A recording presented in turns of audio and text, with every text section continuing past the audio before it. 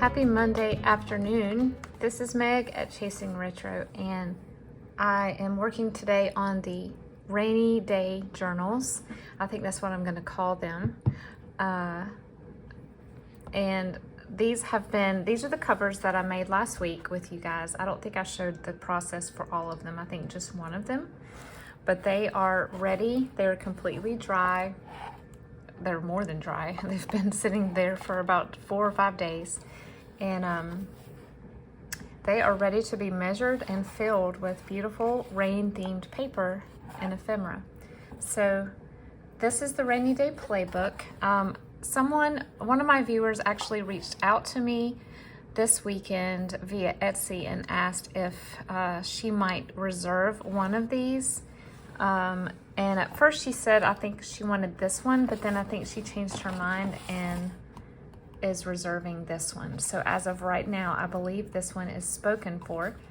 If you ever have the desire to speak ahead for one of my journals, I don't mind doing that. I will tentatively say that I will do that until I receive someone who promises to buy one and then backs out, because obviously that's not fair to me or anyone else. But if you would like to, if you see one that just tugs at your heartstrings or has a sentimental,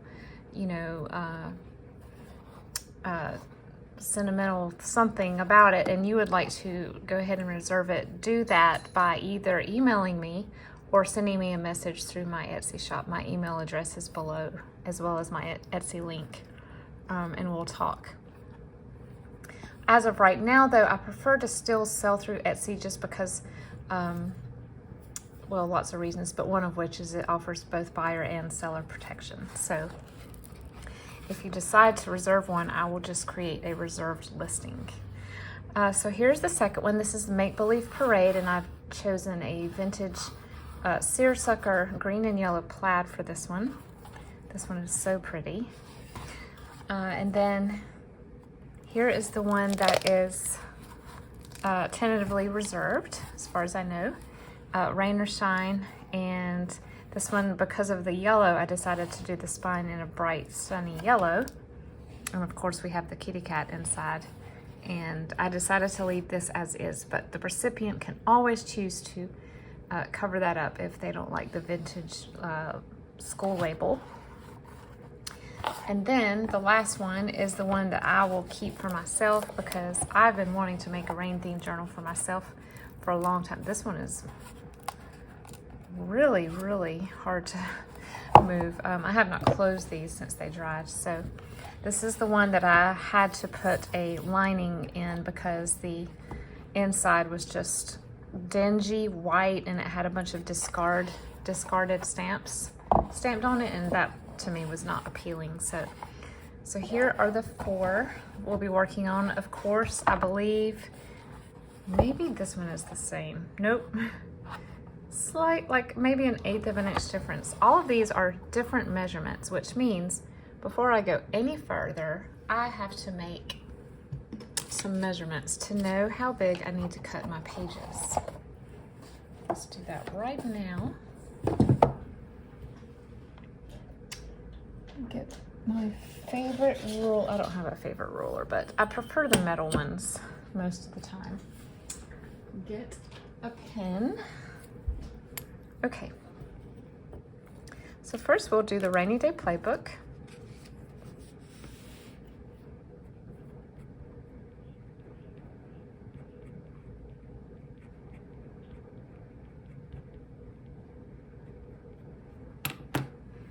And so the way I measure this to see how big to cut the pages is I open it up and I try to go, see if I can get this on camera okay.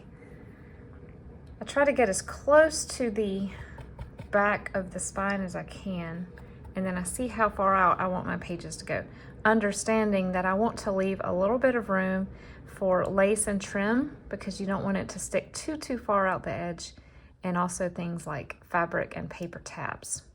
So I'm going to say on this one, I'm going to make the pages folded 5 3/4, which means folded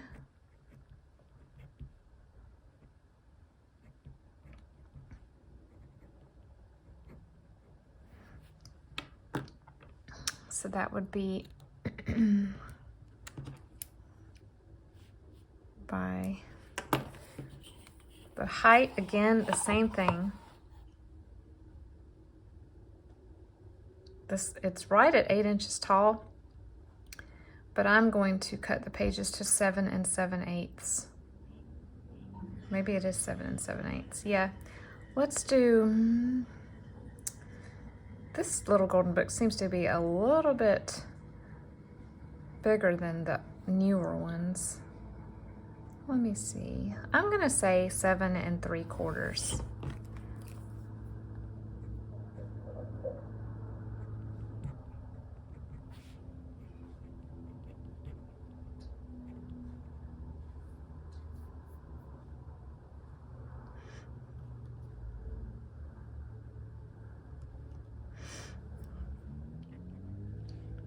Okay. So when I cut the pages, you know, trim the pages down to fold and put in here, that means that the pages will be 11.5 wide and 7 7/5 tall. I don't know why I did fractions for one and decimals for the other. Do you guys ever do that? I think better in decimals. I always have, but I know with sewing and stuff and cooking, fractions are the typical American way of measuring. So obviously a 8.5 by 11 page folded is going to be less than that. That's fine if pages are smaller than that, but if I use a 12-inch scrapbook paper, I know that I need to trim it down to 11.5. Okay. Let's go ahead. Let's do mine last because I don't want to get it confused with the ones that will be going in my shop. The next one will be, I'm going to just say parade. This one's going to be very, very similar to the other one. Yep.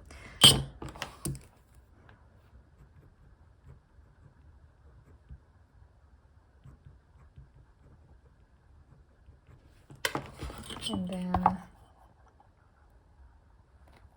oh, this one's a little bit taller. So let's do 7 7/8 tall.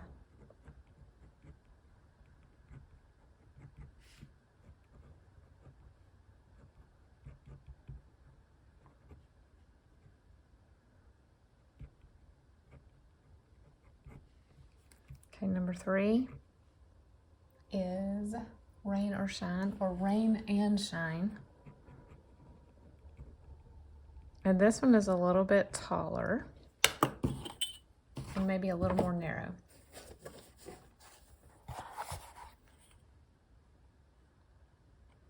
Yep, so right to the edge is about 5 7/8. So let's cut the pages to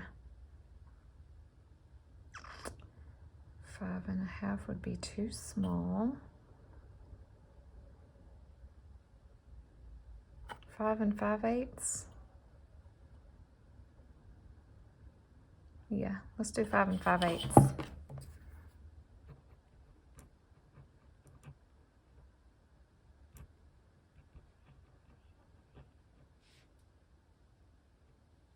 And then tall is going to be,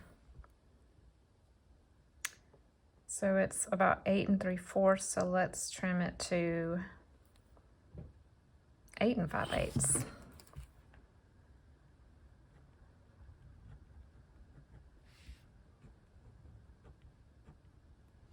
That's going to be a little bit less than 11.5.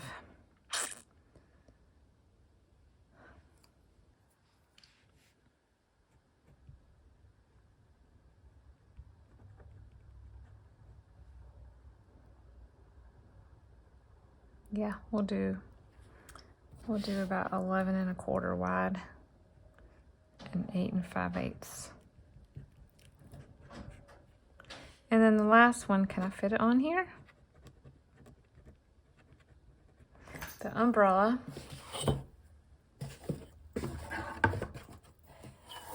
Looks a lot like the rain and shine. Nope, a little bit wider. Let's say 6 inches on that one.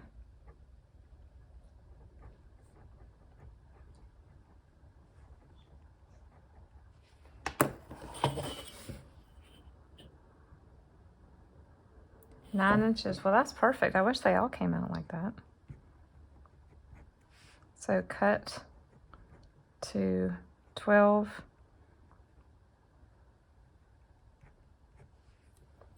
Okay, so that's the first thing that I do before I even start looking at paper or cutting anything. It's easier to cut some off. It's virtually impossible to add back. Now, I've gone ahead and I've printed some stacks of digital backgrounds. I like to put a mixture of printed, very thick, very smooth bond paper.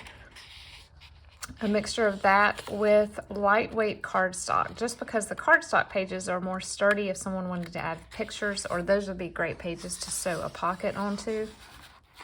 So for each one of these journals, I have right now 3 sheets of printed cardstock.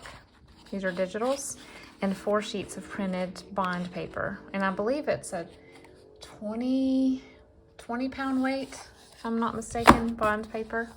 And each book has, some of the patterns overlap, but there is a good variety as well. Most of the colors are green, blue, aqua, purple, and gray, but I will have pops of yellow throughout just because, rain, well, not this one really, but rain boots and rain slickers and rain jackets tend to be bright yellow. I love that look. Thrown in here with all the grays. So I have a stack right here for the 4 of printed.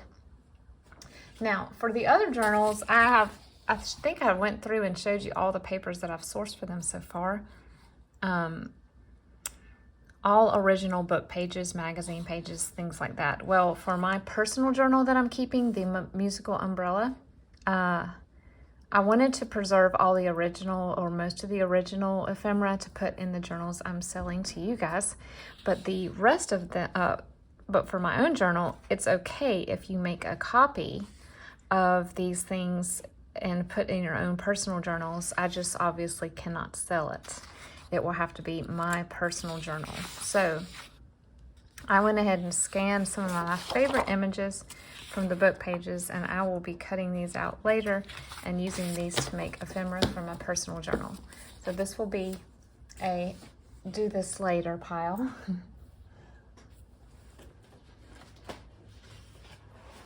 And then here is all of the stuff for the original book pages, ephemera, clippings, fabric pieces for the other 3 journals.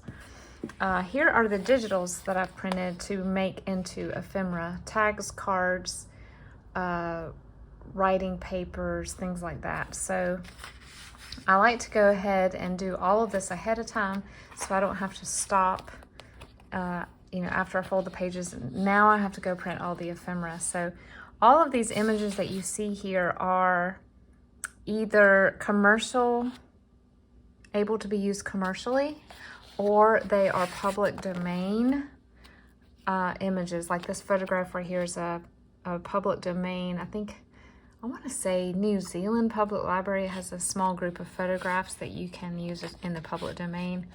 And so I have 1 page of photos, and then the rest of them are just some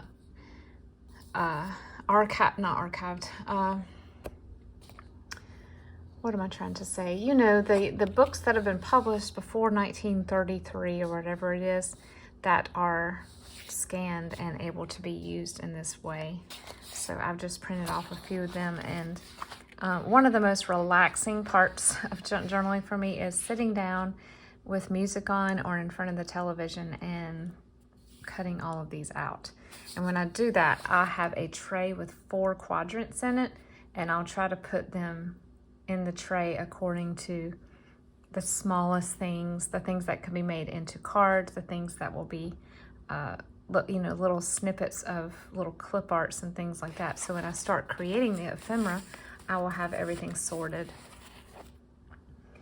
In this pile over here as well are the scraps of the fabrics that I used to make the spines.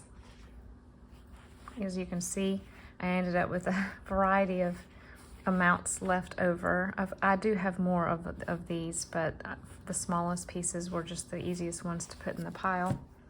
And then I grabbed a couple more items from my stash. I have had this lace. This is vintage, and I have been sort of hoarding it for a while, but now, if not never before, is the time to use this lace. Look at that. It's like a teardrop, but we're gonna call it raindrop. It's a beautiful baby blue, and this would be gorgeous on the edge of pages. So I will be using this in all 4 of the journals for sure. My mom's good friend from high school gifted her a huge box of lace and fabric a few years ago, and my mom went through and got what she would like out because she's a quilter, and then she gave the rest to me, and this was in it, and I was just blown away, the beauty of some of these laces. And then this weekend I went to Hobby Lobby specifically for beads that look like teardrops, and I found, or raindrops, I found these. They're slightly faceted, but they have like gold paint splattered on them. I just thought they were so neat and unique. I really wish I could have found some that looked like actual drops of water that were clear. Unfortunately, I did not, but I do have some that I got at the estate sale, the crafters estate sale, and they're tiny. They're probably only a couple of millimeters high. They do look like drops of water, and so I'm not going to be able to put those on the binding thread hanging down because the holes are so tiny, but I will be able to use those in dangles, like the little bead dangles on the that you would hang onto the side of the lace. So you'll see those as well. They literally look like drops of water. And then look at these, y'all. Everybody that saw these when I was in Hobby Lobby were like, oh my goodness, those are the cutest thing. Where did you find those?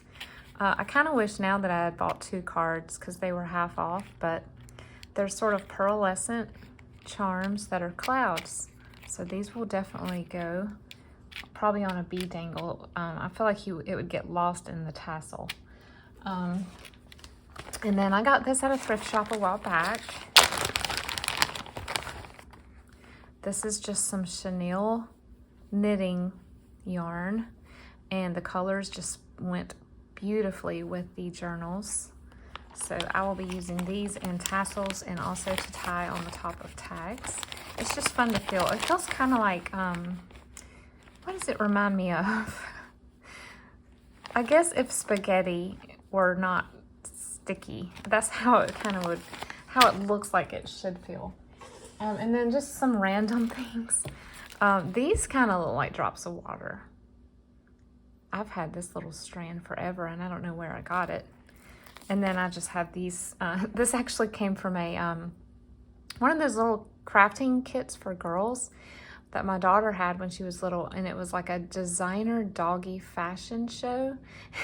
And it had all these little dogs that you could cut fabric and decorate their outfits, and these were in there, and obviously we had a lot left over after she designed her dog's outfits, so I just grabbed these, and I thought they looked kind of like raindrops. And then last but not least, I wish I had 4 of these, but I don't, so I'm gonna have to make a hard decision on which of the journals is gonna have this pin.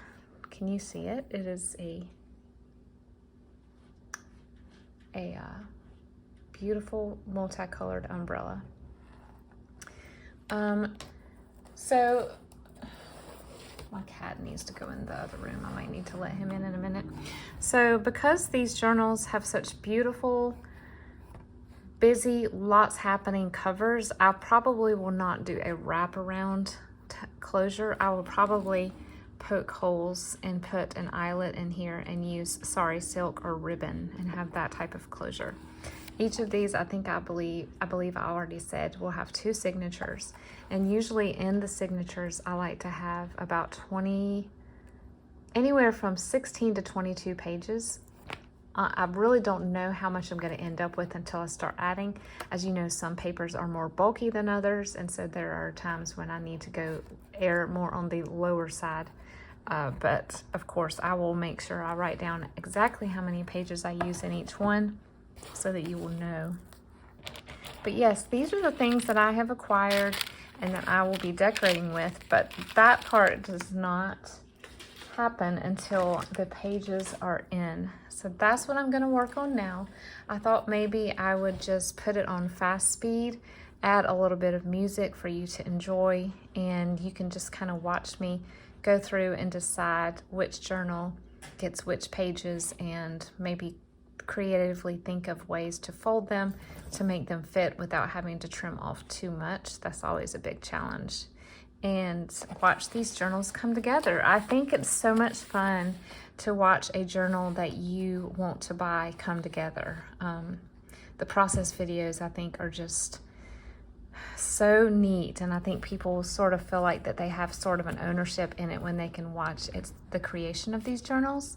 And so I'm going to do that right now, and I hope all of you have my cat is knocking the camera stand. I hope all of you are having a lovely Monday, and we will talk to you in the next video. Thanks for watching, and again, continue to watch if you would like to see the process of the page picking and trimming.